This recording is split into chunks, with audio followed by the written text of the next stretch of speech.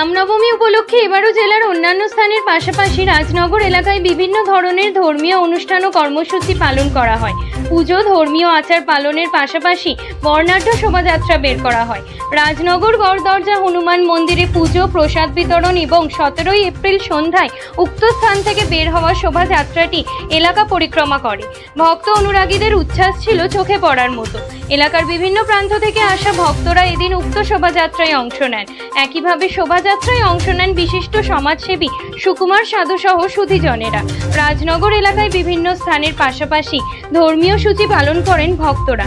সারা দিনব্যাপী ও রাত্রেও বেশ কিছু কর্মসূচি রয়েছে বলে জানান আয়োজকরা।